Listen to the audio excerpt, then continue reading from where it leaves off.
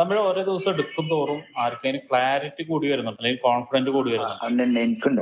Confident കൂടി വരുന്നുണ്ട്. ഇതിലിരിക്കുന്ന ആളുകൾ, ഞാൻ ഒന്ന് രണ്ട് ആളുകളോട് പറയാം, എനിക്കറിയാവുന്ന ആളുകൾ, ഇപ്പോൾ ഷാജഹാൻ ഇല്ല, ബാക്കി ഇരിക്കുന്ന ആരെങ്കിലും ഉണ്ടെങ്കിൽ എന്നെ കൊണ്ട് പറ്റുന്ന പണിയല്ല എന്ന് ഒരിക്കൽ തോന്നിയ ആളുകൾ ആരെങ്കിലും ഉണ്ടോ? അവിടെ ട്രേഡിംഗ് തറ പരിപാടി എന്നെ കൊണ്ട് പറ്റുന്നല്ല എന്ന് തോന്നിയ ആരെങ്കിലും ഉണ്ടോ? ഞാൻ ഓപ്പൺ ആയിട്ട് ചോദിക്കാം, ജസ്റ്റ് ഒന്ന് അറിയാൻ വേണ്ടിയിട്ടാണ്. ആർക്കെങ്കിലും തോന്നിയിട്ടുണ്ടോ ഇത് എന്നെ കൊണ്ട് പറ്റിയ പണിയല്ല, ഞാനിത് നിർത്താൻ പോവാന്ന് തോന്നിയ പരിപാടി ആർക്കെങ്കിലും തോന്നിയിട്ടുണ്ട്? സിനാന് തോന്നിയിട്ടുണ്ട്. ഇപ്പൊ എന്താ തോന്നുന്നത്? ഇപ്പൊ മൈൻഡൊക്കെ മാറി. അങ്ങനെ തോന്നിയ ആരെങ്കിലും ഉണ്ടോ? ഞാൻ ചോദിക്കാൻ കാരണം ചാറ്റിൽ തന്നെയാണ് പോലും. തോന്നുന്നുണ്ടായിരുന്നു. ഇപ്പോഴും തോന്നുന്നുണ്ടോ? വിജയ് ഇടയ്ക്കൊന്ന് വിട്ടെന്നുണ്ടോ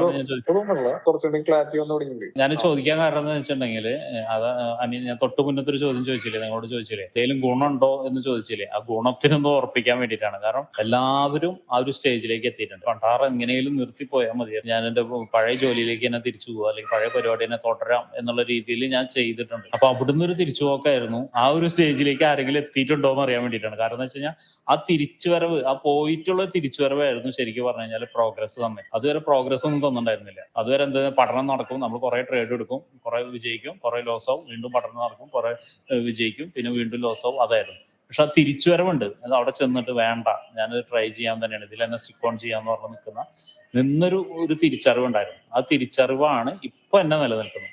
അപ്പൊ നിങ്ങളുടെ ആരെങ്കിലും ആ ഒരു അവസ്ഥയിൽ നിന്ന് പതുക്കെ മാറി തുടങ്ങിയിട്ടുണ്ടോ എന്ന് അറിയാൻ വേണ്ടിയില്ല. എന്തായാലും ഇതെല്ലാവരും ആ അവസ്ഥയിലേക്ക് എത്തിയിട്ടുണ്ടോ? കാരണം എത്താതെ തിരിച്ചു വരാൻ പറ്റില്ല, എത്താതെ ഒരു സക്സസ്ഫുൾ ട്രേഡർ ആവാൻ പറ്റില്ല. അപ്പൊ അങ്ങനെ ഇരിക്കുന്ന ആരെങ്കിലും ഉണ്ടോ എന്ന് അറിയാൻ വേണ്ടിയിട്ടാണ് ഞാൻ ചോദിച്ചു കേട്ടോ. അപ്പൊ സിനാൻ പറഞ്ഞിട്ടുണ്ട് എന്ന് പറഞ്ഞു, ബിജോയ് പറഞ്ഞു, പിന്നെ ആരെ പറഞ്ഞതെന്ന് എനിക്കറിയില്ല. ഞാൻ നേരത്തെ പറഞ്ഞിട്ടുണ്ട് അല്ലേ? ഞാനെ കേട്ടില്ല. രണ്ടാള്, എനിക്കത് ബിജോയ് പറഞ്ഞ പോലെ തോന്നിയത് 4 ആള്. അല്ല, എനിക്ക് 3 വട്ടം വാഷ് ഔട്ട് വന്നപ്പോ ഞാൻ സാറിന് മെസ്സേജ് പറഞ്ഞായിരുന്നു. അന്ന് പക്ഷെ എനിക്ക് പരിപാടി നിർത്തുക എന്നുള്ള ലെവലിലായിരുന്നല്ലോ പറഞ്ഞത്, അല്ലെ? നിർത്താന്നല്ല, എനിക്ക് പറ്റിയൊരു പരിപാടിയാണ് പറഞ്ഞിരുന്നു. ഓർക്കുന്നുണ്ട്. പറഞ്ഞിട്ടുണ്ട്. ഞാനിപ്പോ കുറെ നാളായി, രണ്ടു കൊല്ലത്തോളായി ചെയ്തു തുടങ്ങിയിട്ട്. പക്ഷെ ഇപ്പോൾ എനിക്ക് മടുത്തിട്ടില്ല കേട്ടോ. അത് മടുക്കാത്തതിന്റെ കാരണം എന്താണെന്ന് അറിയാം. ഒന്ന് അഡിക്റ്റും ഉണ്ട്, എന്താണ് നമ്മൾ സിസ്റ്റമാറ്റിക് ആയിട്ട് പഠിക്കലുണ്ട്, മറ്റേത് നമ്മൾ അഡിക്റ്റ് ആയിട്ട് ചെയ്യുന്ന കാര്യങ്ങളുണ്ട്. മനസ്സിലാവുന്നുണ്ടോ? അജയകൃഷ്ണൻ മനസ്സിലായ? അഡിക്റ്റ് ആയ ആൾക്ക് ഒരിക്കലും മടുക്കില്ല. അതുപോലെ സിസ്റ്റമാറ്റിക് ചെയ്യുന്ന ആൾക്കും മടുക്കില്ല. കാരണം സിസ്റ്റമാറ്റിക് ആയിട്ട് ചെയ്യുന്ന ആൾക്ക് എന്താ, കോൺഫിഡൻറ്റ് കൂടും, അവർ പരിധി എത്തുമ്പോൾ എനിക്ക് പ്രോഫിറ്റ് ജനറേറ്റ് ചെയ്യാൻ കഴിയുന്നുള്ള വിശ്വാസം വരും. മറ്റാൾക്ക് ഭയങ്കര ശുഭപ്രതീക്ഷയാണ്, എനിക്ക് ഇന്നല്ലെങ്കിൽ നാളെ കിട്ടും, ഇന്നല്ല നിരാശകളുണ്ടാവും. വാഷ് ഔട്ടും കാര്യങ്ങളൊക്കെ സംഭവിക്കുന്ന സമയത്ത് നിരാശകളുണ്ടാവും. അത് സിസ്റ്റമാറ്റിക് ആയിട്ട് ചെയ്യുന്ന ആൾക്കുണ്ടാവും. കാരണം എന്ന് വെച്ചാൽ ഒരു ട്രേഡ് എടുത്ത ആൾക്ക് ലോസ് വെച്ചിട്ടുണ്ടെങ്കിൽ അപ്പോഴും ആൾക്കൊരു നിരാശകളുണ്ടാവും. പക്ഷെ രണ്ടാളുടെയും മൈൻഡ് സെറ്റ് ഒന്ന് തന്നെയാണ്, മടുക്കലില്ല. സിസ്റ്റമാറ്റിക് ആയിട്ട് ചെയ്യുന്ന ആളും അതുപോലെ തന്നെ എന്താണ്, ഞാൻ അഡിക്റ്റ് ആയി മടുക്കാതായതാ. അത് ഞാൻ പറഞ്ഞത്, സിസ്റ്റമാറ്റിക് ആയിട്ട് ചെയ്ത ആൾക്കും മറ്റൊരു അഡിക്റ്റ് ആയിട്ട് ചെയ്യുന്ന ആളുകളുണ്ട്, അതുപോലെ സിസ്റ്റമാറ്റിക് ആയിട്ട് ചെയ്യുന്ന ആളുകളുണ്ട്. രണ്ടാളുടെയും മൈൻഡ് സെറ്റ് ഒന്ന് തന്നെ. അഡിക്റ്റ് ആയ ആളുകൾ എന്താണ്, അതിൽ നിന്ന് പുറത്തേക്ക് വരാൻ ഭയങ്കര ബുദ്ധിമുട്ടാണ്. സിസ്റ്റമാറ്റിക് ആയി ചെയ്ത ആളാണ് അതിന്റെ അഡ്വാൻറ്റേജസ് മനസ്സിലാക്കിയിട്ട് ചെയ്യുന്ന ആളാണ്. രണ്ടാൾക്കും ലോസ് സംഭവിക്കുന്ന സമയത്ത് ഒരേ ഫീലിംഗ് ആണ്. പഠിക്കണം ഇപ്പോഴെന്ന് വെച്ചിട്ടുണ്ടെങ്കിൽ ഒരു ഉറപ്പായിട്ടില്ല. അതായത് കണ്ടിന്യൂസ് ആയിട്ട് ചെയ്യാനായിട്ട് നമുക്ക് അങ്ങനെ ഒരു കോൺഫിഡൻസ് ആവാത്തോണ്ടാണ് ഞാൻ വീണ്ടും ഇങ്ങനെ രണ്ട് ഇൻസ്റ്റിറ്റ്യൂട്ടിൽ പോയി. പിന്നെ അതിന്റെ സാറിന്റെ അടുത്ത് വന്നപ്പോൾ സ്റ്റേബിൾ ആയിട്ടൊരു വിശ്വാസം തോന്നി. ഞാൻ മ്യൂട്ട് ചെയ്യുന്ന എന്തുകൊണ്ടാന്ന് വെച്ചാൽ ഭയങ്കര നോയ്സ് ഉണ്ട് കേട്ടോ അവിടെ, അതുകൊണ്ടാണ് മ്യൂട്ട് ചെയ്യുന്നത്. അപ്പൊ ഈ മൈക്ക് ശരിയല്ല, പിന്നെ എന്റെ കമ്പ്യൂട്ടറിന്റെ അടുത്ത് തന്നെ ഇരിക്കുന്നത്, അതുകൊണ്ടാണ് ഞാൻ അധികം സംസാരിക്കാറ്. ഞാൻ മ്യൂട്ട് ചെയ്യുന്നുണ്ട്, ഭയങ്കര നോയ്സ് വരുന്നുണ്ട്. അതിന് ഞാനൊരു ഇത് പറയട്ടോ, ഞാനിപ്പോ നീട്ടി പോവാണ്, ഓരോരുത്തർ സംശയം ചോദിക്കുന്നതാണ്. നിങ്ങൾ ചെയ്യാതെ പഠിക്കില്ല. പഠിക്കൽ എന്ന് പറഞ്ഞു കഴിഞ്ഞാൽ 2 ടൈപ്പ് പഠിക്കലുണ്ട്. ഒന്ന് നമുക്ക് പുസ്തകം നോക്കിയിട്ട് പുസ്തകം വായിച്ച കാര്യങ്ങൾ മനസ്സിലാക്കാം, ഇല്ലേ? പുസ്തകം നോക്കിയിട്ട് കാര്യങ്ങൾ മനസ്സിലാക്കാം. പക്ഷെ രണ്ടാമത്തെ എക്സ്പീരിയൻസ് എന്ന് പറയുന്നത് എന്താണ്, അതിലേക്ക് ഇറങ്ങി ചെയ്യുമ്പോഴാണ് എക്സ്പീരിയൻസ് വരുന്നത്. ആ എക്സ്പീരിയൻസിന്റെ കയ്പാണ് ആദ്യം നിങ്ങൾ പഠിക്കേണ്ടത്. അതിന് ഇവിടെ എക്സാമ്പിൾ ഉണ്ട്. കയ്പാണ് ആദ്യം പഠിക്കേണ്ടത്. എക്സ്പീരിയൻസിൽ നല്ലതുണ്ടാവും, ചീത്തയുണ്ടാവും. ആദ്യം ചീത്തയാണ്. ചീത്ത എന്ന് പറഞ്ഞു കഴിഞ്ഞാൽ ബാഡ് തിങ്സ് എന്നല്ല, അതിൻ്റെ ഒരു നെഗറ്റീവ് വശങ്ങളുണ്ടല്ലോ, അതാണ് ആദ്യം മനസ്സിലാക്കേണ്ടത്, പഠിക്കേണ്ടത്.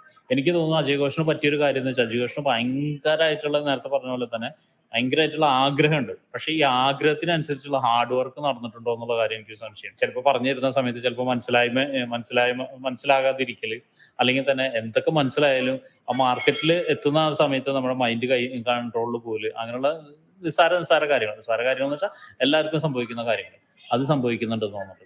അപ്പോൾ അതൊക്കെ നമുക്ക് മാറ്റിയെടുക്കാം. ഞാൻ പറഞ്ഞല്ലോ, മാർക്കറ്റിൽ ഇരുന്ന് ഞാൻ ഉദാഹരണം പറയാം. ഇവിടെ ഇരിക്കുന്ന അൻവറിനോട് ചോദിച്ചാൽ അറിയാം. ഞാൻ വീണ്ടും അൻവറിന്റെ പേര് പറയുന്ന അൻവർ അങ്ങനെ തന്നെയായിരുന്നു. അൻവർ നല്ല പേടിയും കാര്യങ്ങളൊക്കെ ആയിരുന്നു. മാറ്റി പതുക്കെ ട്രേഡ് എടുക്കുന്നുണ്ട് അൻവർ. ഇപ്പോഴും ട്രേഡ് എടുക്കുന്നുണ്ട്. ഇന്ന് ട്രേഡ് എടുക്കുന്നതെന്ന് എനിക്കറിയില്ല. ഇന്നലെയും ട്രേഡ് എടുത്തിട്ടുണ്ടായിരുന്നു. എന്നും ട്രേഡ് എടുക്കുന്ന ആളാണ്. പക്ഷെ അൻവറിനെ പഴയ കോൺഫിഡന്റ് അല്ല ഇപ്പൊ എത്തുന്ന സമയത്ത്. ഓരോരുത്തർക്കും ഇപ്പൊ തൊട്ടപ്പുറത്തിരിക്കുന്ന അജുഘോഷിനോട് പറയുന്നത് അൻവറിന്റെ കോൺഫിഡന്റ്, അൻവറിന്റെ ചിലപ്പോൾ 1 മാസം കൊണ്ട് കോൺഫിഡന്റ് ആയിരിക്കും, ഉണ്ടാക്കിയിട്ടുണ്ടായിരിക്കും. പക്ഷെ അജുഘോഷിന് ചിലപ്പോൾ ഒരു 6 മാസം എടുക്കുമായിരിക്കും. ആ ഓരോരുത്തരുടെ ജീൻ അനുസരിച്ച് അല്ലെങ്കിൽ അവരുടെ ഒരു ജീവിത സാഹചര്യം അനുസരിച്ച് എന്താ സംഭവിക്കുക, ആ കോൺഫിഡന്റ് ഉണ്ടാവാൻ സമയമെടുക്കും. പിന്നെ ഏജ് ഒരു ഘടകമാണ്. ഏജ് ചിലപ്പോൾ പറഞ്ഞാൽ നമ്മൾ ഓരോ ഏജിലേക്ക് കടക്കുന്ന ഓരോ പീരീഡ് ഉണ്ടല്ലോ, ഓരോ 10 വർഷം, ഓരോ ഡിക്കേഡിലേക്ക് മാറുന്നതനുസരിച്ച് നമ്മുടെ ചിന്ത മാറിക്കൊണ്ടിരിക്കും. നമ്മൾക്ക് ഇപ്പോൾ ടീനേജിന്റെ ചിന്തയല്ലല്ലോ ഇപ്പോൾ ഉള്ളത്, അല്ല നമുക്ക്, അല്ലെങ്കിൽ 10 വർഷം മുന്നുള്ള ചിന്തയല്ല ഇപ്പോൾ ഉള്ളത്, അല്ലെങ്കിൽ വേണ്ട 5 വർഷം മുന്നുള്ള ചിന്തയല്ല ഇപ്പോൾ ഉള്ളത്. അപ്പോൾ അതൊക്കെ നമ്മൾ ഒരുപാട് ബാധിക്കും. നമുക്ക് എപ്പോഴാണ് ഈ കോൺഫിഡന്റ് ലെവലിലേക്ക് എത്താൻ ഒരുപാട് ബാധിക്കും. അല്ല ഒരുപാട് കാരണമാവും, ബാധിക്കുന്നല്ല ഒരുപാട് കാരണമാവും. അപ്പൊ അതൊക്കെ മാറ്റിയെടുക്കാം. ഞാൻ പറയുന്നത് എന്താണെന്ന് വെച്ചിട്ടുണ്ടെങ്കിൽ കോൺഫിഡന്റോട് കൂടി എങ്ങനെ നമ്മൾ ഹാർഡ് വർക്ക് ചെയ്യാൻ റെഡിയാന്നുള്ള കോൺഫിഡന്റോട് കൂടി ഇരിക്കുക. ബാക്കിയുള്ളത് ഓട്ടോമാറ്റിക്കായിട്ട് വരും.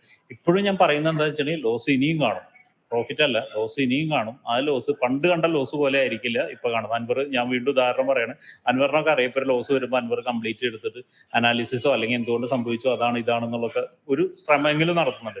ഈവൻ ജിൻസ് പോലും ഇപ്പോൾ പറഞ്ഞിട്ടുണ്ട്, ഇല്ലേ ജിൻസ്? കഴിഞ്ഞ ദിവസം പോലും പറഞ്ഞിട്ടുണ്ട് ജിൻസ്, ഒരു ലോസ് വന്നാൽ അല്ലെങ്കിൽ മാർക്കറ്റ് കാണുമ്പോൾ നമുക്ക് അതിന്റെ കുറച്ച് കാര്യങ്ങളൊക്കെ മനസ്സിലാക്കി തുടങ്ങുന്നു. ആ ഒരു മനസ്സിലാക്കി തുടങ്ങലിന് നമ്മൾ മാറി തുടങ്ങും. എന്ന് വെച്ചാൽ നമ്മുടെ ഒരു ക്യാരക്ടർ മാറി തുടങ്ങും, ട്രേഡിംഗ് ക്യാരക്ടർ മാറി തുടങ്ങും. അല്ലാതെ ഞാൻ പേഴ്സണൽ ക്യാരക്ടർ അല്ല, ട്രേഡിംഗ് ക്യാരക്ടർ മാറി തുടങ്ങും.